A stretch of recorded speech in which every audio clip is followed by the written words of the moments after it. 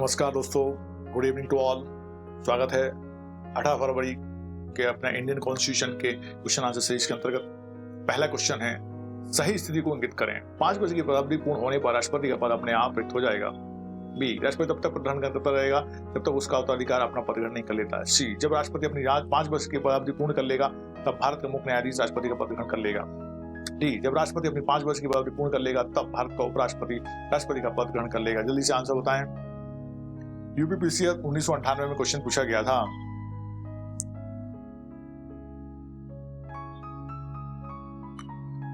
Right answer is B, राष्ट्रपति तब तक पद ग्रहण करता रहेगा जब तक कि उसका उत्तराधिकारी अपना पद ग्रहण नहीं कर लेता है।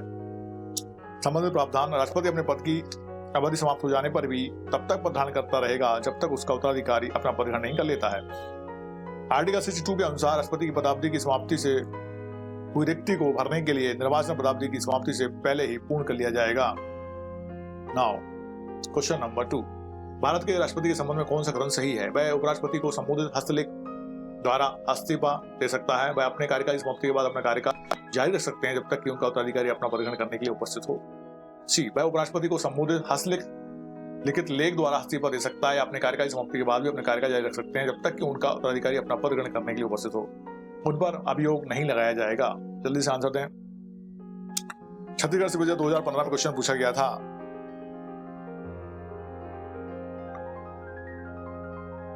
राइट आंसर इज सी, वह उपराष्ट्रपति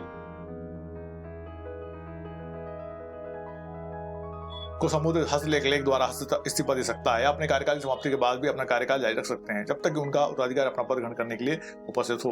नाउ क्वेश्चन नंबर 3, जब राष्ट्रपति का पद उसके इस्तीफा देने से रिक्त होता है तो उस रिक्त पद को भरने के लिए किए गए चुनाव में चुना गया राष्ट्रपति अपने पद पर निम्नलिखित अवधि तक बना रह सकता है।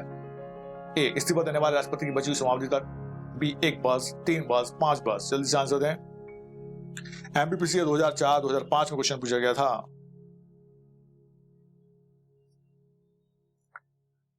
Right answer is D, 5 years, 5 वर्ष।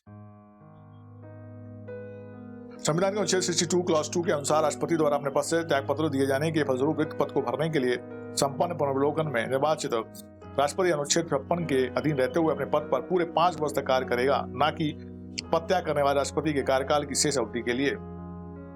नाउ क्वेश्चन नंबर 4, संविधान के अनुच्छेद 56(1)(b) के अंतर्गत राष्ट्रपति को उनके पद से महाभियोग की प्रक्रिया से निम्न किस आधार पर हटाया जा सकता है? ए, सिद्ध कदाचार के आधार पर, असमर्थता के आधार पर, संविधान के उल्लंघन के आधार पर, उपरोक्त सभी। Right answer time starts now. UP civil जज 2015, Uttarakhand PCS junior prelims 2012, UP PCS 2008। Right answer is C, संविधान के उल्लंघन के आधार पर। क्वेश्चन नंबर 5, भारत का राष्ट्रपति अपना त्याग पत्र किसे देता है? उपराष्ट्रपति, लोकसभा अध्यक्ष, प्रधानमंत्री, मुख्य न्यायाधीश। भारत बताइए। यूपीपीसीएस 1992, 1993, एमपी एपीओ 2008, 2010 और उत्तराखंड पीसीएस जूनियर प्रीलिम्स 2014 में क्वेश्चन पूछा गया था। राइट आंसर इज ए, उपराष्ट्रपति। भारत संविधान के अनुच्छेद 56(1)(a) के अनुसार भारत का राष्ट्रपति अपना त्याग पत्र उपराष्ट्रपति को देगा। उक्त त्याग पत्र की सूचना उपराष्ट्रपति द्वारा लोकसभा अध्यक्ष को तुरंत दी जाएगी। नाउ क्वेश्चन नंबर 6, भारत के राष्ट्रपति और उपराष्ट्रपति के निर्वाचन संबंधित विवादों का निश्चय किया जाएगा। मुख्य चुनाव आयुक्त द्वारा, उच्चतम न्यायालय द्वारा, संसद द्वारा, प्रधानमंत्री द्वारा। छत्तीसगढ़ पीसीएस 2005 में क्वेश्चन पूछा गया था। राइट आंसर इज बी, उच्चतम न्यायालय द्वारा। संविधान के अनुच्छेद 71 क्लॉज 1 के अनुसार राष्ट्रपति एवं उपराष्ट्रपति के निर्वाचन संबंधी समस्त विवादों की जांच और निर्णय सर्वोच्च न्यायालय द्वारा किए जाएंगे एवं उसका निश्चय अंतिम होगा। क्वेश्चन नंबर 7, राष्ट्रपति को निम्नलिखित आधार पर महाभियोग की प्रक्रिया द्वारा उसके पद से हटाया जा सकता है? सिद्ध कदाचार, असमर्थता, संविधान के अतिक्रमण, उल्लंघन पर, उपरोक्त सभी। Right answer time starts now.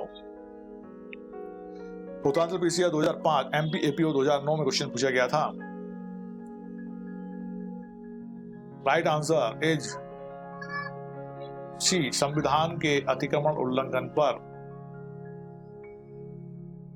संविधान के अनुच्छेद 61 के अंतर्गत संसद संविधान के अतिक्रमण उल्लंघन के आरोप पर महाभियोग का प्रस्ताव अलग सदन द्वारा 2/3 बहुमत से पारित करके राष्ट्रपति को पद से हटा सकती है। आर्टिकल 56 और 61 के उपबंधों के अनुसार महाभियोग के सिवाय किसी और ढंग से राष्ट्रपति को हटाया नहीं जा सकता। संविधान का अतिक्रमण क्या है इसका निश्चय किया जाना कठिन है, फिर भी यह कहा जा सकता है कि राष्ट्रपति मंत्रिपरिषद की सलाह यदि नहीं मानता तो यह संविधान का अतिक्रमण होगा। आर्टिकल 74। क्वेश्चन नंबर 8, राष्ट्रपति नियोजन एवं पेंशन संशोधन अधिनियम 1998 के द्वारा अब राष्ट्रपति का वेतन बढ़ा दिया गया है 10,000 से 20,000, 20,000 से 25,000, 20,000 से 50,000, 20,000 से 45,000। जल्दी से बताइए आंसर।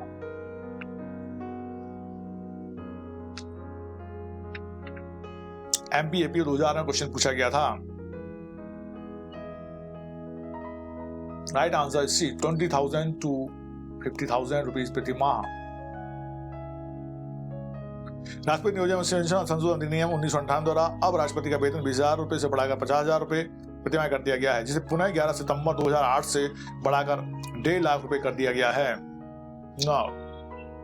क्वेश्चन नंबर 9, राष्ट्रपति को कौन शपथ दिलाता है? भारत के मुख्य न्यायाधीश, भारत के मुख्य निर्वाचन आयुक्त, भारत के उपराष्ट्रपति। शपथ दिलाने की आवश्यकता नहीं है, बताइए। मध्य प्रदेश 2017, यूपीपीसी 2005। कौन शपथ दिलाता है? Right answer is a, Bharat के मुख्य न्यायाधीश, CJI ऑफ इंडिया। भारत संविधान के अनुच्छेद 60 के इस प्रावधान के अनुसार प्रत्येक राष्ट्रपति और प्रत्येक व्यक्ति जो राष्ट्रपति के रूप में कार्य कर रहा है, उसके कर्तव्यों का निर्वहन कर रहा है, अपना पद ग्रहण करने के पूर्व भारत के मुख्य न्यायमूर्ति या उसकी अनुपस्थिति में उच्चतम न्यायालय के उपलब्ध ज्येष्ठतम न्यायाधीश के समक्ष शपथ या प्रतिज्ञा लेंगे।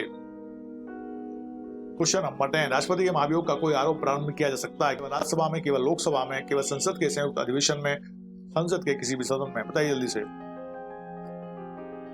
यूपी लोअर सप्लीमेंट 2003 में क्वेश्चन पूछा गया था। राइट आंसर इज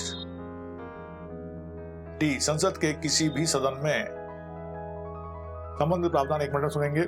अनुच्छेद 61 के अनुसार राष्ट्रपति पर महाभियोग का आरोप संसद के किसी भी सदन द्वारा लगाया जा सकता है, परंतु ऐसा कोई भी आरोप लगाने के लिए निम्नलिखित शर्तों का होना आवश्यक है। नंबर 1, प्रस्तावित आरोप एक संकल्प के रूप में हो। नंबर 2, जो कि कम से कम 14 दिन की लिखित सूचना देने के पश्चात प्रस्तुत किया गया हो। तीसरा, इस प्रस्ताव पर सदन के 1/4 सदस्यों ने हस्ताक्षर करके प्रस्तावित करने का विचार किया हो। चौथा, उस सदन के समस्त सदस्यों के कम से कम 2/3 बहुमत ने ऐसे संकल्प को पारित कर दिया हो।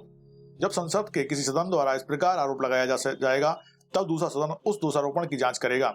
जांच या तो स्वयं सदन करेगा या किसी न्यायालय या न्यायाधिकरण के द्वारा करवाएगा, जिसको सदन द्वारा निर्दिष्ट किया जाएगा। राष्ट्रपति को इस जांच में स्वयं उपस्थित होकर या वकील द्वारा अपना विचार प्रस्तुत करने का अधिकार होगा।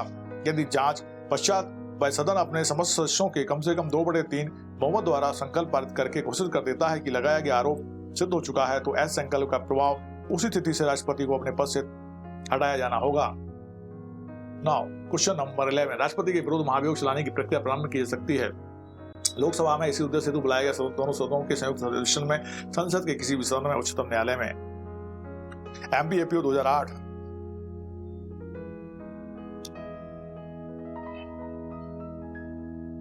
राइट आंसर इज सी, संसद के किसी भी सदन में। नाउ क्वेश्चन नंबर 12, राष्ट्रपति का पद ग्रहण करने पर राष्ट्रपति डॉक्टर APJ अब्दुल कलाम ने सर्वप्रथम अध्यादेश बिना हस्ताक्षर के लौटा दिया। यह संबंधित था गुजरात विधानसभा के गठन से, जम्मू कश्मीर में राष्ट्रपति शासन लगाने से, उच्चतम न्यायालय द्वारा सुझाए गए चुनाव सुधारों से, भारतीय जीवन बीमा निगम के अधिनिवेश से। Right answer time starts now.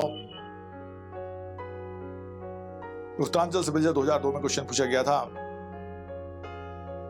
Right answer is सी, उच्चतम न्यायालय द्वारा सुझाए गए चुनाव सुधारों से।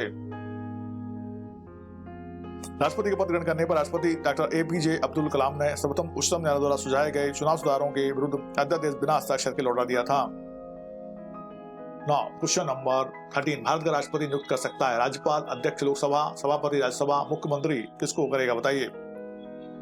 यूपीपीसीएस 1993 में क्वेश्चन पूछा गया था। भारत का राष्ट्रपति नियुक्त कर सकता है। राइट आंसर इज ए, राज्यपाल। भारत संविधान के अनुच्छेद 155 के अनुसार राज्य के राज्यपाल को राष्ट्रपति अपने हस्ताक्षर और मुद्रा सहित अधिपत्र द्वारा नियुक्त करेगा। उपराष्ट्रपति राज्यसभा का पदेन सभापति होता है, जिसका चुनाव संसद के दोनों सदनों के सदस्य मिलकर करते हैं। मुख्यमंत्री की नियुक्ति राज्यपाल द्वारा होती है, जबकि लोकसभा अध्यक्ष लोकसभा के सदस्यों द्वारा निर्वाचित होता है। नाउ क्वेश्चन नंबर 14, निर्विरोध चुने जाने वाले राष्ट्रपति डॉक्टर राजेंद्र प्रसाद, आर वेंकटरमण, नीलम संजीव रेड्डी कोई नहीं है? बताइए। यूपीपीसीएस 1992।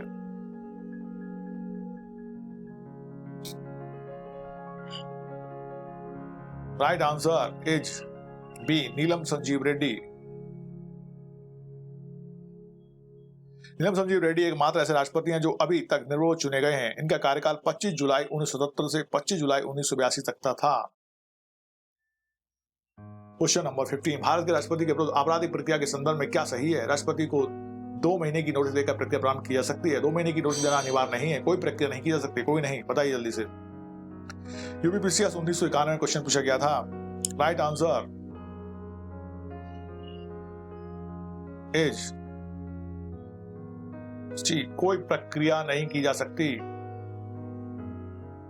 अनुच्छेद 361 क्लॉज 2 के अनुसार राष्ट्रपति के विरुद्ध पदावधि के दौरान किसी न्यायालय में किसी भी प्रकार की दंडिक कार्रवाई संचित नहीं की जा सकती है या चालू नहीं रखी जाएगी।